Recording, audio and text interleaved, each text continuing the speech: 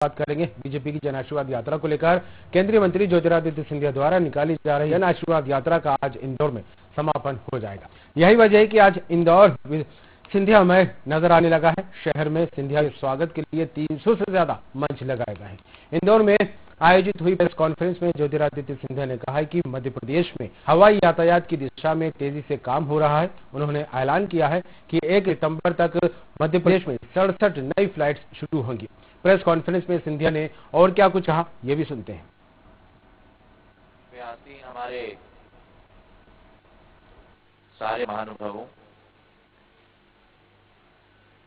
क्षेत्र के हमारे सांसद, हमारे जिलाध्यक्ष, हमारे मंत्रीगण, विधायकगण, यात्रा के प्रभारी, सह प्रभारी, पूर्व महापौर, मीडिया के हमारे प्रभारीगण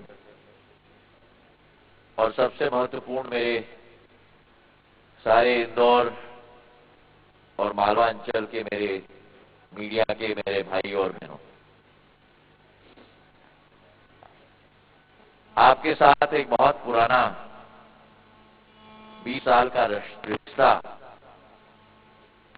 हमारा रहा है। आप मुझसे भली भांति परिचित हैं, मैं आप लोगों से भली भांति परिचित हूं। आज जो जन आशीर्वाद यात्रा का इंदौर शहर और जिले का भ्रमण है, मैं अपने आप को सौभाग्यशाली समझता हूं कि इस ऐतिहासिक नगरी को नमन करने का मुझे मौका मिला है। जैसे उमेश जी ने अभी आपको समझाया कि ये एक राजनीतिक दौरा नहीं है, ये एक सामाजिक दौरा है, एक कार्यकर्ताओं के साथ भेंट, जनता का आशीर्वाद ग्रहण करने का दौरा है और जनता के समक्ष हम लोगों का संदेश पहुंचाने का एक दौरा है। कई लोग पूछते हैं कि ये जन आशीर्वाद यात्रा आयोजित की गई है और इसके स्पष्ट 2 कारण हैं। पहला कारण तो ये है कि अगर हम अपना लक्ष्य और अपना पथ जनसेवा का समझें तो जनता के साथ एक सतत संवाद, एक सतत रिश्ता कायम रखना, ये हम लोगों का दायित्व तो नहीं बनता लेकिन हमारा धर्म बनता है। उसी के साथ पिछले 1-1.5 महीने में जो घटनाएं घटी हैं, जहां प्रजातांत्रिक प्रक्रिया का गला घोटने की कोशिश की गई है, जब प्रधानमंत्री नरेंद्र मोदी जी अपने मंत्रिमंडल का परिचय देने की कोशिश कर रहे थे, तो विपक्ष की यह कोशिश थी कि वो परिचय न हो पाए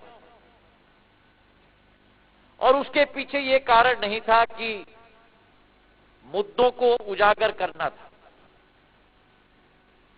लेकिन उसके पीछे एक ही कारण था कि जो भारत का सामाजिक गुलदस्ता है, उस सामाजिक गुलदस्ते का एक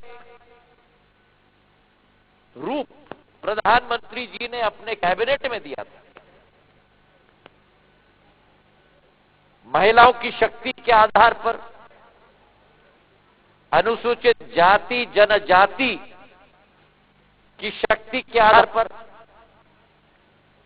पिछड़े वर्ग की शक्ति के आधार पर, नौजवानों की शक्ति के आधार पर, चाहे 27 पिछड़े वर्ग के हमारे मंत्री हैं, 8 अनुसूचित जनजाति के हमारे मंत्री हैं, 11 हमारी महिला मंत्री हैं 12 हमारे अनुसूचित जाति के मंत्री हैं।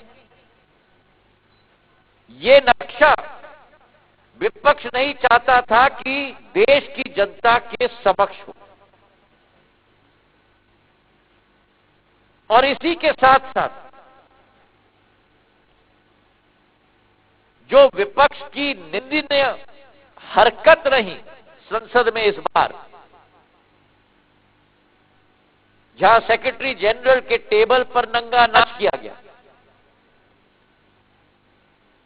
नारेबाजी की गई, नियम के किताब को उठाकर खाली आसन के तरफ फेंका गया, प्रजातंत्र के मंदिर को खंडित करने की कोशिश की गई। इन दोनों घटनाक्रम के आधार पर हमने पार्टी के शीर्ष नेतृत्व ने यह निर्णय लिया कि अगर संसद में इस तरीके का व्यवहार है तो हम जनता के समक्ष जाएंगे। आज मेरे जन आशीर्वाद यात्रा का तीसरा दिवस है। हमने करीब करीब 5 जिलों को कवर करके आज इंदौर की बारी है, और इंदौर के साथ एक आत्मीयता का संबंध मेरा सदैव रहा है। चाहे मैं सांसद रहा हूं, मंत्री रहा हूं, जिस तरीके की भी जनसेवा के पथ पर मौका मुझे मिला है, सदैव इंदौर की विकास और प्रगति के लिए समर्पित मैं रहा हूं। चाहे यहां सड़कों की बात हो, भव्य अंतर्राष्ट्रीय क्रिकेट की स्टेडियम की बात हो, अनेक ट्रेनों की बात हो, मेरे सांसद होने के कार्यकाल में, केंद्र सरकार के मंत्री होने के कार्यकाल में कई सारे ट्रेन ताई के साथ मिलकर हमने इंदौर के लिए दिलवाए थे। आज प्रधानमंत्री नरेंद्र मोदी जी के आशीर्वाद से, पार्टी अध्यक्ष आदरणीय जेपी नड्डा जी के आशीर्वाद से, गृह मंत्री अमित शाह जी के बलधस के आधार पर आज नागर विमानन मंत्रालय की जिम्मेदारी मुझे सौंपी गई। वातावरण कठिन है, शायद कोई दूसरा क्षेत्र इतनी बुरी तरह से प्रभावित कोरोना में विश्व भर में हुआ हो जो उड़ियन क्षेत्र विश्व भर में हुआ है। लेकिन हमारा संकल्प है कि जल्द से जल्द इस वातावरण से उभरकर दोबारा उड़ान के प्रति हम लोग संकल्पित और समर्पित होंगे। हम देख रहे हैं पिछले 1 महीने में कि यात्रियों की संख्या भी धीरे धीरे बढ़ रही है।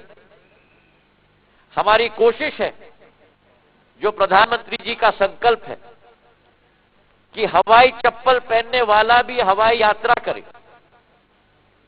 और इस संकल्प के साथ उड़ान योजना में 1000 नए रूट्स को प्रचलित करना और 100 नए हवाई अड्डे की स्थापना करना 2025 तक, ये हमारा संकल्प है। और पिछले 4 सालों में उड़ान के 1000 नए रूट्स में से 363 नए रूट्स की शुरुआत हुई है। 100 नए एयरपोर्ट्स में से 59 एयरपोर्ट स्थापित हो चुके हैं, और ऐसे ऐसे जगह में एयरपोर्ट्स और हवाई सेवा प्रारंभ हुई है जिसकी कल्पना भी आप नहीं कर सकते। ऐसे ऐसे जगह जैसे डिब्रूगढ़ आसाम में, झरसुगुड़ा उड़ीसा में, रिपसू जैसे जगहों में, ऐसे जगहों में हवाई अड्डे प्रारंभ हुए हैं जहां द्वितीय विश्व युद्ध के बाद दोबारा हवाई सेवा आरंभ नहीं हुई थी। हवाई सेवा के मानचित्र से उजड़ चुके थे। पिछले 2 सालों में इन छोटे शहरों में से 150 से 170 फ्लाइट प्रति हफ्ते का संचार हुआ है और इसी गति को हम लोग आगे बढ़ाने के लिए संकल्पित हैं। उदाहरण के तौर पर 70 सालों में देश में केवल 75 हवाई अड्डे होते थे और पिछले 7 सालों में जब से प्रधानमंत्री नरेंद्र मोदी जी का संकल्प रहा है हवाई सेवा का प्रजातंत्रीकरण करने का, हवाई सेवा का लोकतंत्रीकरण करने का, 7 सालों में जहां 70 साल में केवल 75 हवाई अड्डे थे, 7 साल में 61 नए हवाई अड्डे बने हैं। मतलब दुगना काम जो 70 साल में नहीं हुआ वो 7 साल में प्रधानमंत्री नरेंद्र मोदी जी ने करके दिखाया है। हमारा संकल्प मध्य प्रदेश के प्रति भी है। हमारे जो 4 मुख्य हवाई अड्डे हैं, भोपाल, इंदौर, जबलपुर और ग्वालियर, संक्षिप्त में मैं आपको सूचना देना चाहता हूं कि भोपाल में 230 करोड़ के आधार पर नया टर्मिनल बना है, रनवे की रीकारपेटिंग हुई है, 41 करोड़ के आधार पर वर्तमान में कार्य प्रगति पर है, एक नया एटीसी टावर बनने जा रहा है, अक्टूबर 2022 तक ये टावर तैयार हो जाएगा और इसी के अतिरिक्त एक फायर स्टेशन और एक पैरेलल टैक्सी ट्रैक पर भी हम लोग विचार कर रहे हैं। हवाई अड्डे पर एक एमआरओ, मेंटेनेंस, रिपेयर और ओवरऑल का केंद्र बनाने के लिए निविदा आमंत्रित की जा रही है और मार्च 2024 तक हमारा लक्ष्य है कि यह भी पूर्ण हो जाएगा। इंदौर में जो हमारी बड़ी महत्वाकांक्षी एयरपोर्ट है और हमारे सांसद जी ने, हमारे मंत्री जी ने कई बार पत्रचार और भेंट के आधार पर कई मांगे रखी हैं। 215 करोड़ का एक नया टर्मिनल बिल्डिंग बना है, रनवे का विकेंद्रीकरण हुआ है और इसी के साथ 63 करोड़ रुपए की लागत से नई एप्रन बेस की स्थापना हो रही है जो अक्टूबर 2021 तक, मतलब इस अक्टूबर में अगले 2 महीने तक तैयार हो जाएगा। 80 करोड़ से एक नया एटीसी स्टेशन और फायर स्टेशन बन रहा है